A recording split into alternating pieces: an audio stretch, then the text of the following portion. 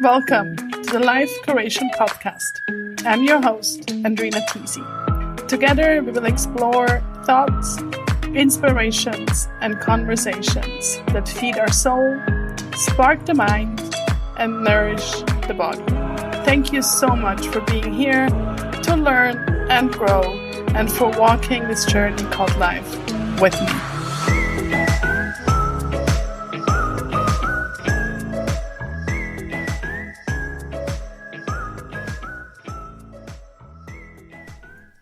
Welcome to another episode of the Life Curation Podcast. I'm really thrilled you're here, and today you will hear Ann Söderblom talk all about money matters. We talk about the difference of prosperity and abundance. We talk about financial independence and investing, and about mindset and how our family's belief system, as well as our society, our education, really influence our relationship to money from a very young age. Ann helps women to take control of their finances and helps them on their journey to financial freedom and independence. And she also talks about her story and how her interest in personal finances started at a very young age due to a traumatic experience. But she really turned it around and learned all about money and made it her vision and her mission. And many years later, after a lot of trial and error, she found herself at 30 age, financially independent, and the kind of independence where she lives off her investment income and can choose if she wants to work or not. We also talk about books, and the one she recommends, Worth It, by Amanda Steinberg, is linked in the show notes, as well as the 5 books that are on my nightstand, which I briefly mentioned. I will wait for the outro to quickly introduce them, because I really want to open up the stage for Ann and her beautiful and important topic. And I hope you enjoy her calm and grounding demeanor and feel empowered. And I used the word a lot during our conversation. You'll probably notice. Have fun.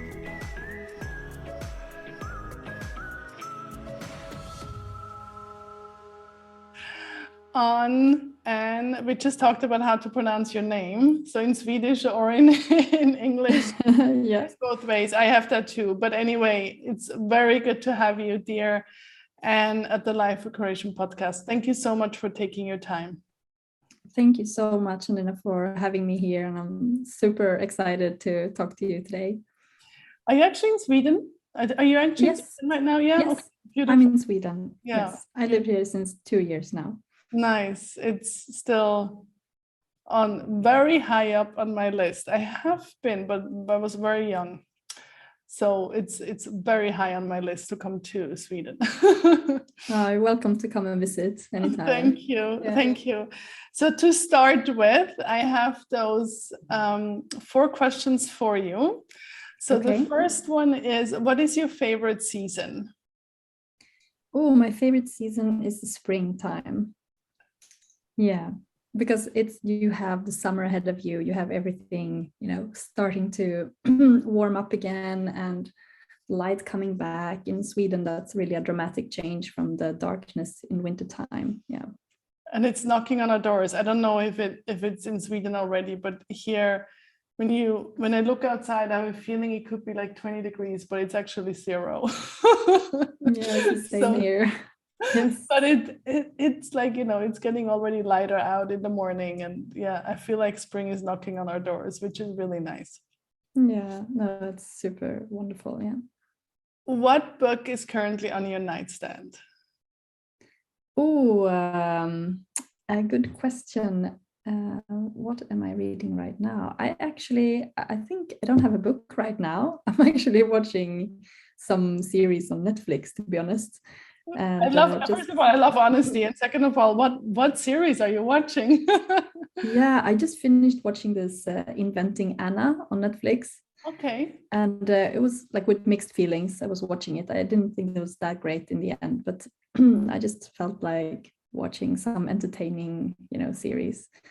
So, but yeah, I'm always looking for my next book to dive into, definitely. So if you have some recommendations, I'm happy to hear them. Yeah, definitely. I have about 5 on my nightstand right now, and I'm circling them. So depending what I'm in the mood for, that's great. I read that. Yeah. My next question, which is, we all have our superpower already, but what would be an additional one that you would like to have? That I would like to have? Yes. Oh, okay. Ooh, a superpower that I would like to have. I haven't thought about that before, but I would say maybe if I could choose flying, I think that would be very exciting to be able to fly.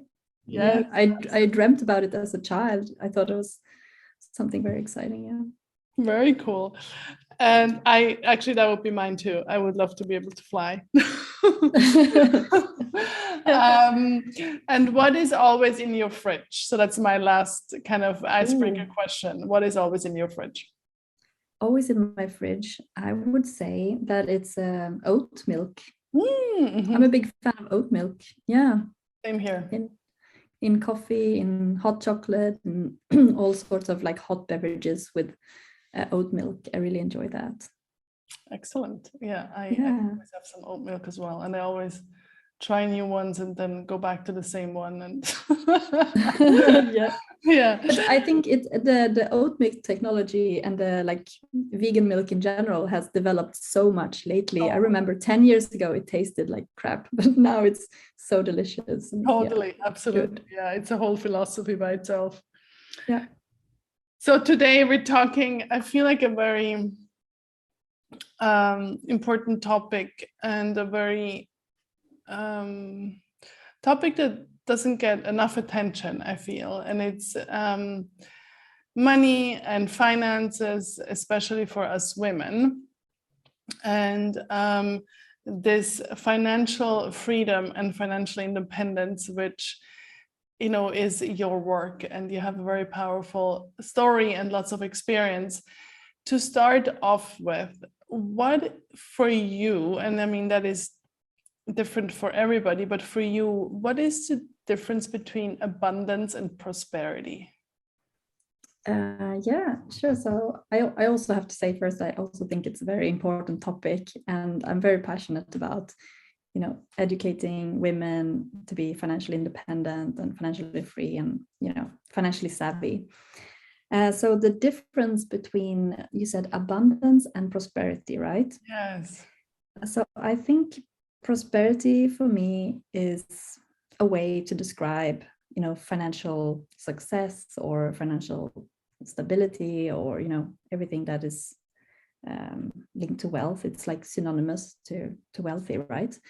And abundance for me has more the connotation of the meaning of knowing that there is more than enough to go around. It's more like a philosophy that you either believe in the abundance, like having an abundance mindset, that just because I have more money doesn't mean that somebody else will have less money. That's a scarcity mindset, where you believe that there is not enough for everyone. So if I have more, you will have less. And I think those are two different schools to believe in. Yeah, and that actually, the mindset aspect is actually a really good key point I would like to dive into a little bit more. I do feel that many people, and I'm including myself, is that the story of our parents or even of our grandparents and their mindset, and without saying that they did anything wrong, it's just to watch and to see what was their their mindset and their relationship to money and finances and maybe even abundance, and how it influences us. And in your experience with your clients, but as well as for your own, why is that so strong? Right? Like I think in other areas of our life it maybe is less strong, but I do think our money mindset can come so clearly back to the way we grew up. Yeah, so I think the reason why it's so strong, sorry, and the reason why we're so influenced by our parents is because, you know, during these formative years where we're young, that's how we learn the blueprint of how the world works. And the strongest influence we have is with our, you know, parents or caregivers or anybody who's closest to you as a child. And we look at them and we see, how do they talk about money? How do they feel about money? How is the atmosphere around money in my home? And all of that is such a strong influence that it colors, you know, the rest of our lives.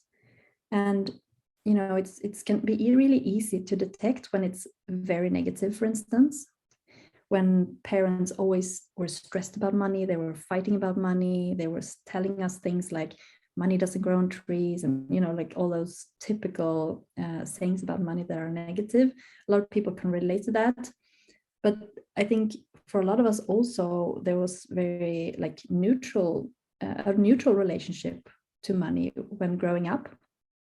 And so parents didn't fight, and they also didn't have any like luxuries or anything, was just fine, but money wasn't talked about. Yes. And I think then the problem becomes that we're left to society to teach us about money and how money works. And societies, media, big brands, big banks, like everyone that doesn't have our best interests at heart.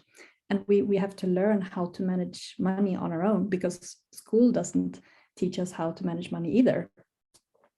So yeah, I think definitely we're very much influenced by like our parents and early caregivers for our view on money. That's for sure. Yeah, and something just came to me is that, you know, there is this like few topics that you're quote unquote not supposed to talk about on the dinner table, which is money, sex, and religion. And actually everybody wants to talk only about that, and politics probably as well. Exactly. But then it's exactly what you say is that, well, it doesn't mean it doesn't exist, quote unquote, or that there's no patterning if we don't talk about it, right? And I think there is also then a lot of shame and guilt maybe connected, and I would love for you to share a little bit about that also, because maybe then we feel like we should know, but how can we? Like exactly what you said, like, well, in school, like we're not taught, right? No, definitely not. No, I think it's I don't know, what is it, we get maybe a class or two as part of another course of, you know, learning how to be an adult, cooking and things. So it's so tiny that we basically don't learn about money in school. And you were also mentioning shame and feeling bad about this and feeling guilty about how we manage our money. And I see that a lot. And I also think we need to remember that, you know, if our parents didn't teach us about money and school didn't teach us about money, and like, how can we expect to be able to manage money well? Because we haven't learned it. So that, I think, in itself can take off some pressure to give ourselves a little bit of, you know, grace and empathy, to just feel that I haven't been taught this. So but that is a really good, I think, stepping stone to thinking about, so what can I do? How can I learn this? How can I, you know, take little steps to understand saving, investing, and all of those topics a little bit better, psychology of money, everything that, you know, I wasn't taught, but that I can now, go and find on my own. Yeah, how did you learn? How I learned? Yes.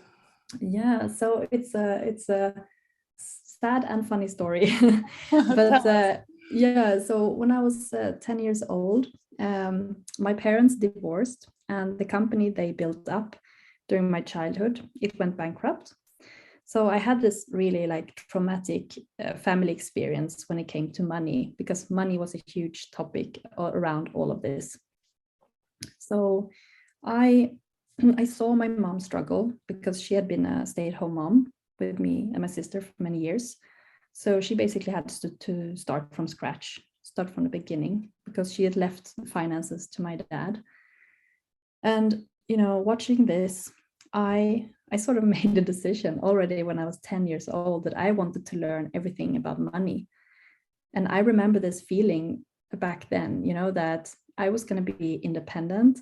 I was going to learn how money worked. I was going to stand on my own 2 feet financially, and I was not going to be, dependent on a man for my finances.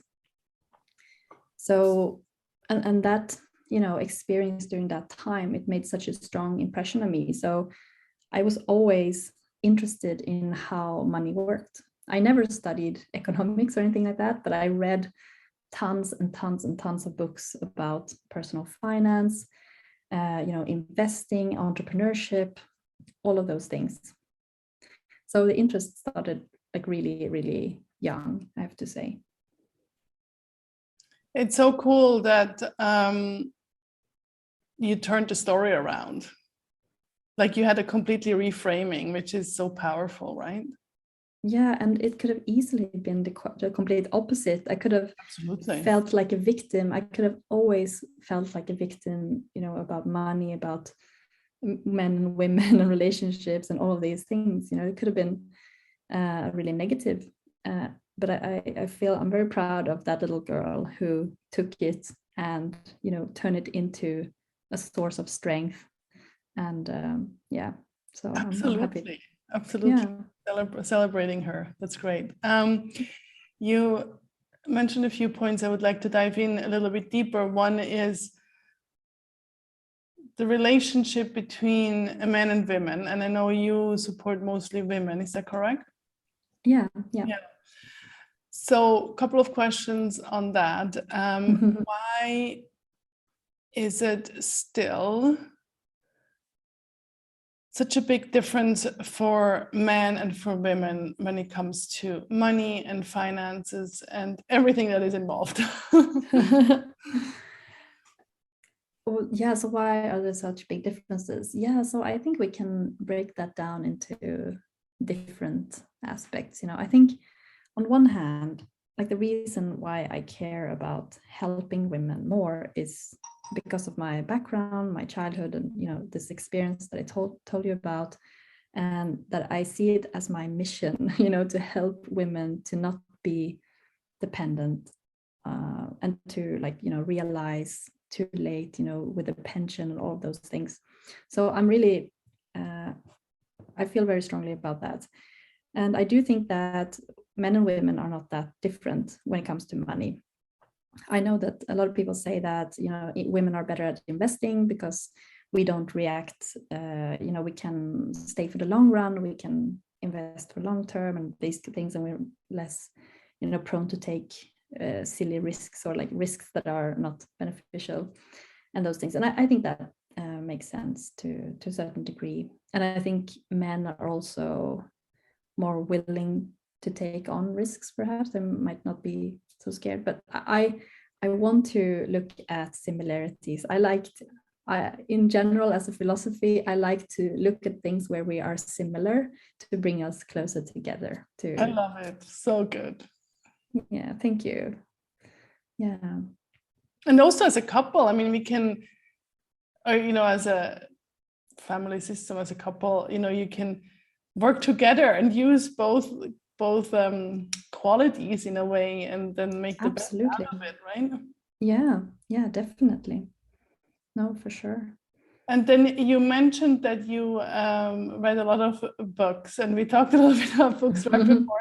You've probably read so many books that right now you need a little bit of something lighter. Need Netflix. Sorry. And I know sometimes that's hard, and you can also think about it, and we can come back to the question. But is there like one or two books that you would say these really made a huge difference for me? Yes. But I also have, like you asked for a book recommendation, right? So I have a couple of books, but I also have one book that I really enjoyed because it summarizes a lot of those like big classical books, and it's like if you just read one book, I think I would recommend that one. Give it to us. It's called Worth It. I'm gonna double check so I'm saying the right thing here. Worth It: Your Life, Your Money, Your Terms by Amanda Steinberg. Okay, very cool. We'll put it in the show notes, and I'm gonna order it for myself right away. Great. Yeah, no, it's good. It's like explaining in a very like good way, and I think it captures so many good concepts. So I would choose that one. Yeah. Very cool. I would like to go back a little bit to the mindset and also the limiting beliefs, which then connects also to a little bit of the shame and guilt. And I think a lot of times what we also hear about, or maybe a lot of people experience, is that the scarcity, which you also mentioned, is that there's not going to be enough, right? I do also think there can be the opposite, where maybe people come from a background where there was enough, and that they feel maybe that they're defined by their background, and that people judge them not for who they really are, but from their background. Do you experience that in the work with your clients, or not so much? What do you mean, like that they would have a lot of money and be judged for it, or for example, or that they come from a background where there is enough money, and they maybe want to make their own money, yes, but also don't know how, or like, that the mindset is maybe different from money is bad in a sense, or there is not enough money to where I have enough money and I have this financial security already, but also finding a little bit of a shame and guilt around that because it's not their money. Do you know what I mean? Yeah, I think so. I think also that, you don't have to have like big problems with money, like you said, like all these like negative things. But I mean, if you want to take control and you want to have your own money and you want to be in control of it, because everything can, feel fine. So you can pay your bills and money is coming in and money is going, and it's like there's no urgent issue, but you might not feel safe for the future. You might not know if you're setting aside enough for retirement, for instance, or what happens if there's a divorce, or like in a big emergency somehow. You might not have an emergency fund and things like that. So that can also be something to inspire, to take control and to start looking at your finances. Definitely.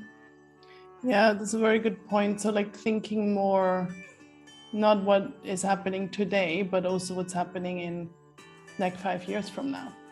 Yeah. I'm just very quickly interrupting this episode to let you know that this is the final of a 3-part series. 4 weeks ago, I shared my conversation with Maja Jutzwiak, who was talking about her experience on living and working a location independent life. And then 2 weeks ago, I spoke to Dovile about how to start your online business. So even though these 3 episodes are magic on their own, they also complement each other very well. So once you've finished with this one, go back to the other 2.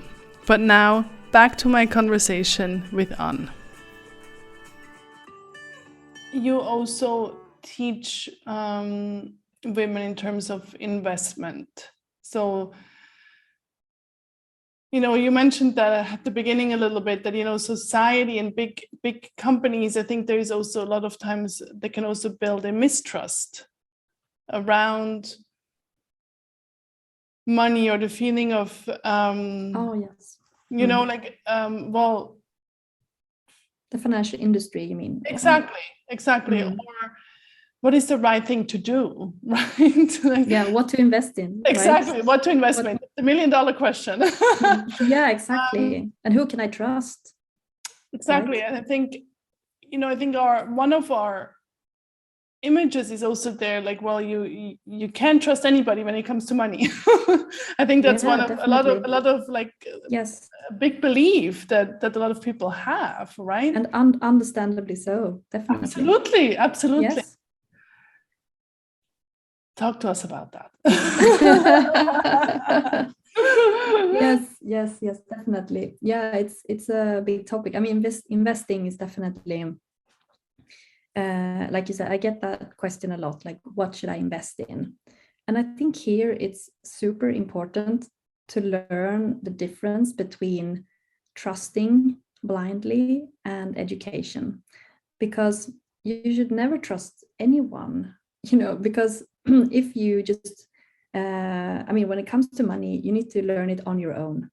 So you need to make your own investing decisions. You need to make your own financial decisions.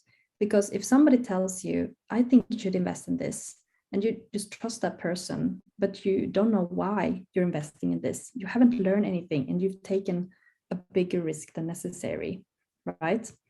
And I know it's super annoying to hear, like in the beginning when you don't know how to invest, that you should only invest in things that you understand.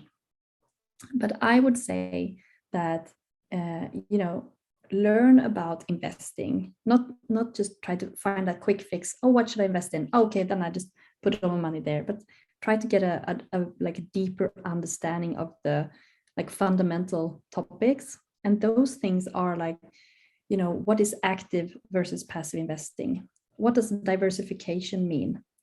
How should I think about risk? What is a portfolio, and how can different portfolios look like? What are different types of investments? What are different types of strategies for investing? And those things are like the fundamentals of investing, because as a financial coach, I don't tell my clients what to invest in. I educate them, and I want them to make their own investing decisions. And that can be, take a little bit longer time than just hearing, oh, I think you should invest in this and this and that. And then you just go and buy those things, and you trust that that's the right thing. And that's also what I think is so amazing with, financial coaching, and like that you have your client's best interest at heart. And just those are some first thoughts about investing anyway. I hope that answered your question.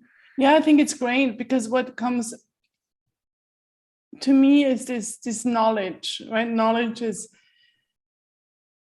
power, and not power in a power in a positive way. It's also empowerment, right? And then I can make the decision that work for me, and not be influenced by, I'm going to say, trends, for example, right? Yes. And I had another question that popped up and I lost it, but I'll probably come back to it. Yeah, I think it already came back. So then when you kind of work then with women for them to learn all these little details on, like, for example, investment, And what other things do you kind of teach them and coach them on? Yeah, so I think an important thing to understand also is that there are different phases. I think there are like 3 fundamental phases for women when it comes to money. And that is, the first one is to have your own income, like you securing your own income that you're in control of. That's the most fundamental thing. You need to have your own income. And the second part is financial control. You need stability and a good base. And then the third step is investing and building freedom and, you know, passive income and all of those nice, exciting things, you know. So those are the 3 main phases. And what I help also then is the second phase of taking control of your money. And that means, you know, so many different things, but it's like starting to track and see where the money is going. Yes. You calculate something called your net worth, so you can get a picture of your situation today, like a health check for your finances. You can see how much financial freedom you have today, and that's your starting point. So you have full clarity on your starting point. I think that's super important.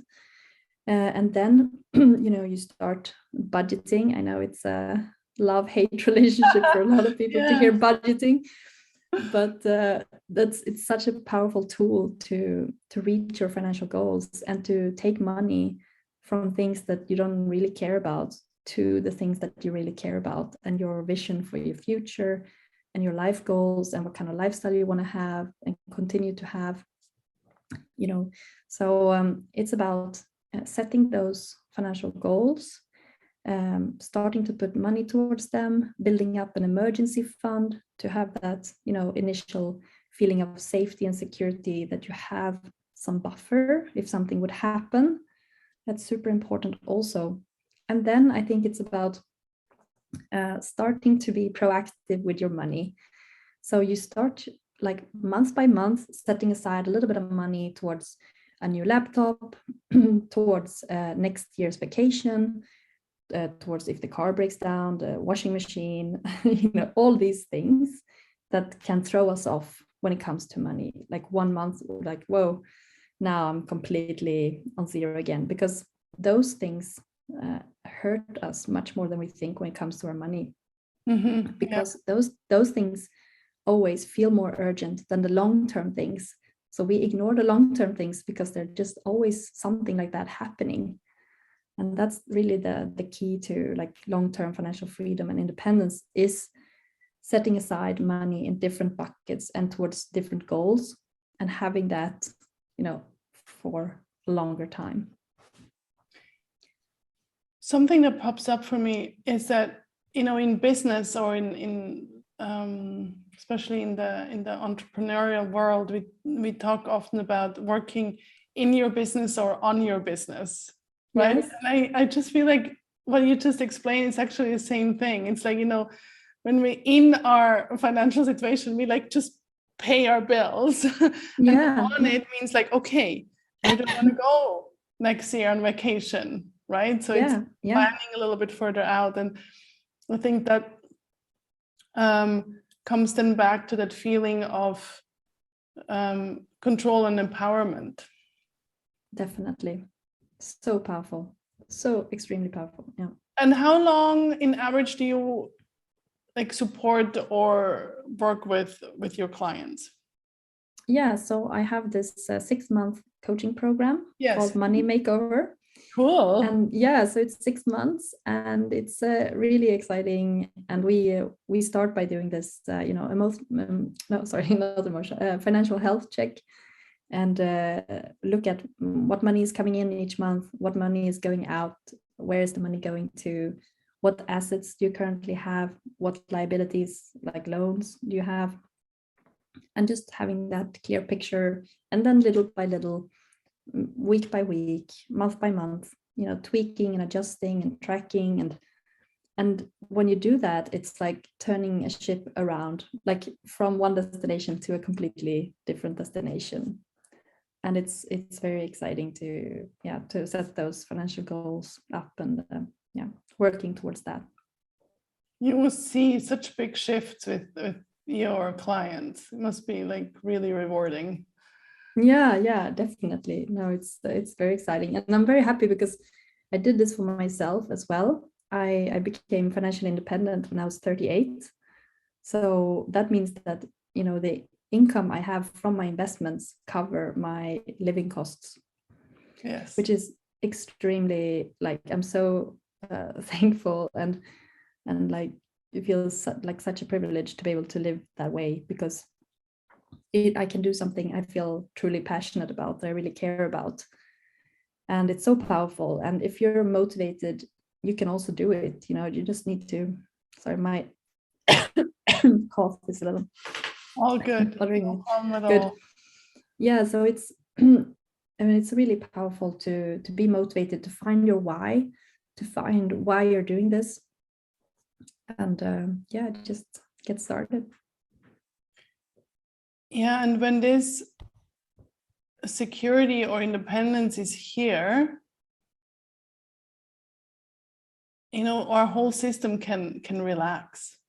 Because I think financial instability, insecurity, worry, right? And I think a lot of people also, with what has happened over the last 2 years, I think the financial situation for a lot of people has also been rocky, right? Because depending on their work, and that can really cause a lot of stress for, a mental stress, emotional stress, for an entire system. Yeah, definitely. Yeah. And if somebody's like, okay, I really want to get more control and more independence in my money matters, you also have a 6-step method, right? That is on your website. Is that correct? Yeah, that's right. Yeah. Tell us a little bit more what people will learn in those 6 steps. Yeah, absolutely. So the 6 steps are the following. It's first mindset, like we talked about a little bit. Then we have clarity and net worth, which I've also talked a little bit about, calculating that. And then we have strategy. And this is about, which order you do things, because I see it's common to try to do everything at once, or in things in the wrong order, and that causes a lot of unnecessary frustration and things taking longer than they have to, and then the risk becomes that you give up entirely. So that's not something we want. And then it's about control, and we touched a little bit on this as well, tracking and budgeting and controlling your money. This is like the steering wheel if your financial goal is a destination. Very cool. I like that. Yeah. Thanks. And then we have increasing cash flow, which means having more available money. This is about growing the gap between income and expenses, because it's with that gap that you can, fuel your, you can reach your financial goals. And then lastly, putting your money to work, which is investing, which we also talked about a little bit. Excellent. So the whole circling around. Yeah, exactly. Yeah. Beautiful. And we will add the link to the show notes so people can get that from your website and learn a little bit more about you. Absolutely. Thanks. Yeah. Lots of information you shared, and I really love your calm and grounding energy. That really is very, very securing in a way in terms of the topic, right? So that's really cool. Thank you. Yeah, no, that's great. Yeah. Is there anything you feel like we didn't touch on that you think is really important to mention to the listeners? Yes, I think that I think so much more is possible than we think. A lot of times I think we have this false idea that money is not available to us because it's someone else's life, or we just think that money is not available for different reasons, and it's very vague, and we haven't really identified those thoughts, but they're causing us a lot of limiting beliefs. And I think that I've seen it so many times, and I've seen it with myself, that if you make up your mind and you get to work and you just ignore all those voices of doubts inside your head that says, oh, why should you do this? Oh, it's never going to work. And you're just like, no, I'm going to make it work. And you start, tracking, you start budgeting, you start saving little by little, learning about investing and all those things. It's amazing what you can do in a year or 6 months or whatever. You can really make incredible progress, and it's available, only if you have some sort of income. I think this is really, I'm going to say the word again, empowering. It's a big word in our conversation, but also is motivating. Oh, I'm glad. Right? Thank you. That it's not, that it is possible, right? It truly is. Yeah, definitely. Thank you so much. And before we wrap up, I do like to ask my guests if they have, a quote or a mantra that guides you when you feel like, oh my God, I lost my path, or just something that has been with you for a long time, or maybe just very recently. Is there something that comes to you?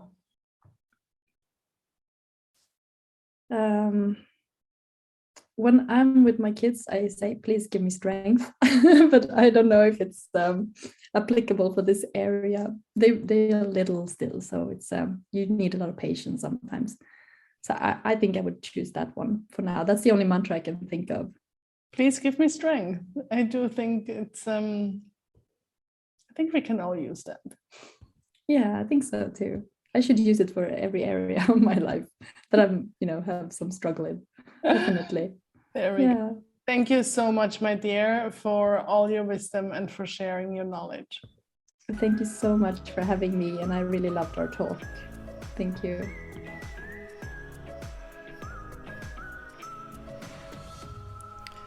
So the big takeaway for me is that it is possible.